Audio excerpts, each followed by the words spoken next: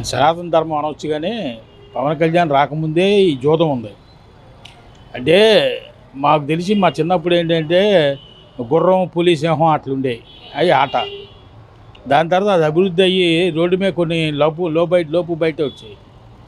అంటే పాలక వర్గాలు పాలించే వాళ్ళు యువతను పక్కదారి పట్టించడం కోసం చాలా తెస్తుంటారు. అందులోదే ఈ యాప్లు కూడా. యాప్ గేమ్ ఏమి కొత్త కాదు. క్రికెట్ మీద పందేలు జరిగాయి.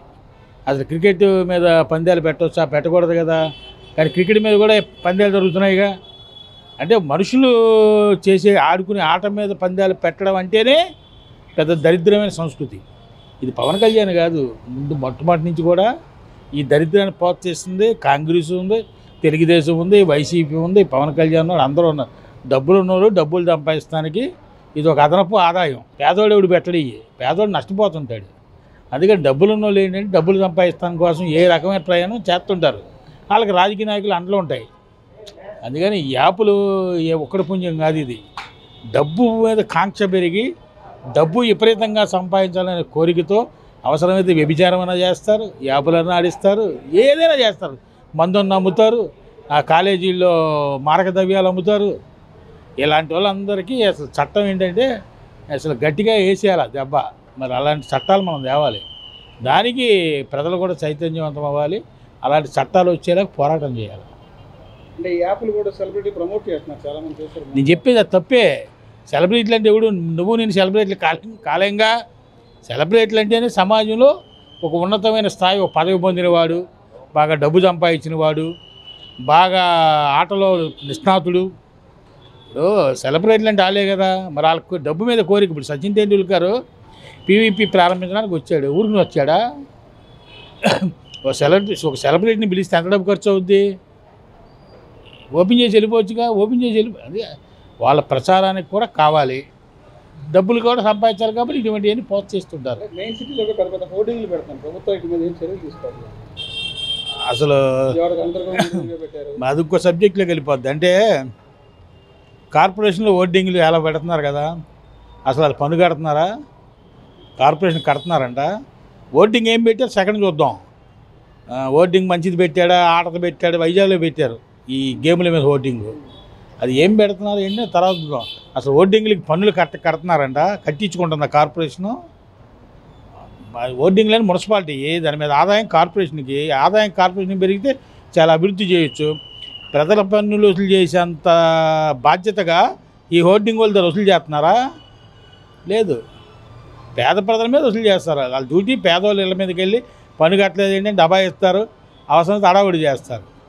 కానీ ఈ హోర్డింగ్లు, అన్ని హోర్డింగ్లు, దీని ఆదాయం ఎంత? విజయవాడలో పెట్టిన హోర్డింగ్లు ఎక్కడ ఉండవు. మరి దానికి కడుతున్నారు ట్యాక్స్. ఎందుకంటే హోర్డింగ్లు ఏం పెడుతున్నారు అనేది తర్వాత. క్రీడలది పెడుతున్నాడా, మంచి పెడుతున్నాడా, నిరోధి పెడుతున్నాడా, ఏడిస్తూ పెడుతున్నాడా, ఈ తర్వాత. అసలు ముందు ఆ హోర్డింగ్లకే డబ్బులు రావట్లా.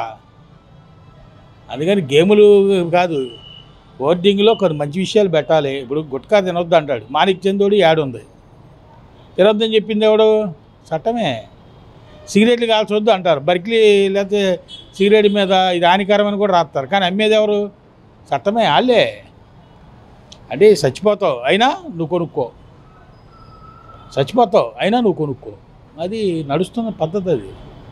అందుకని జనం కూడా, కుర్రోళ్ళు కూడా చచ్చిపోతారని తెలిసి వాళ్ళకి. వాళ్ళు ఏంటంటే ఏదైనా అదనంగా తగిలితో 1,00,000 2 లక్షలు వస్తుంది అని ఆడుతుంటారు. కొంతమంది ఏమో అసలు ఆత్మహత్యలో ఒక భాగం అప్పులు ఇస్తాయి. అప్పులు కూడా ఇచ్చింది ఎవరు? ఈ యాపులు. అంటే యాపులు ఆటలాడించే వాళ్ళకి అప్పులు ఇచ్చే సంస్థలు కొన్ని ఉన్నాయి.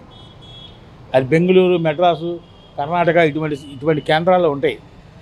వాడు మనకు తెలియకుండానే మన దాని మీద అప్పిచ్చేస్తాడు. అప్పిచ్చేసి వీలైనంత వరకు మన జీతంలోనూ దేంతో మినాయించుకుంటారు. ఒకవేళ అలాంటిది లేదనుకో, వాడు ముందే తీసుకుంటాడు పక్కింటి నెంబర్లు, అవతల నెంబర్లు, వాళ్ళకి ఫోన్లు చేస్తాడు. ఏమంటే పలానా రాజంశెట్టి వెంకటయ్య గారు తెలుసా మీకు? తెలిసయ్యా, మా ఇంటి పక్కన ఇల్లే, మీ ఫోన్ నెంబర్ ఇచ్చారండి, అప్పు చేశారు మా కాడ అంటుంటాడు. అంటే దాని అర్థం ఏంటంటే అప్పులు కూడా వాళ్ళే ఇచ్చి బాగా ఒత్తిడి తెచ్చి అలా ఆత్మహత్యకు కారణం అవుతున్నారు. ఈ అప్పులే కాదు, ఇలాంటి ఫోనుల్లో వచ్చే అప్పుల ద్వారా కూడా వాళ్ళు ఆత్మహత్యలు చేసుకున్నారు. ఆడు బూతులు పెడతాడు, వాళ్ళు రోజు ఫోన్లు చేస్తాడు, ఆడు ఎన్ని బ్లాకులు చేసినా ఇంకో ఫోన్ చేస్తాడు, పక్కింటితో చేస్తాడు, ఎదురింటిని అడిగిస్తాడు, వీడికి అప్పు పుట్టకుండా చేస్తాడు మార్కెట్లో. అది కూడా కారణం. ఆడించేది ఆడే, అప్పు ఇచ్చేది ఆడే, మళ్ళీ సత్యహరిచంద్ర కథ చెప్తారు, ఎంత నిజాయితీగా అప్పు తీర్చాడు, మీరు ఎందుకు తీర్చాలని. అది వాళ్ళే, ఇదంతా వాళ్ళే రౌండ్. ఇదంతా ఒక చట్రం. అందులో ఈగలా కొట్టుకోవడమే పేదోళ్ళు. నువ్వు డబ్బులు ఉన్న వాళ్ళ పిల్లలు ఎవడో పెద్ద యాపులు ఆడరు, తెలుసు వాళ్ళకి డబ్బులు పోతాయని. ఆడు ఏదైనా ఉంటే ప్రత్యక్ష జూదం ఆడతాడు, మోటార్ సైకిల్ రేసో గుర్రపు రేసో ఆడతాడు.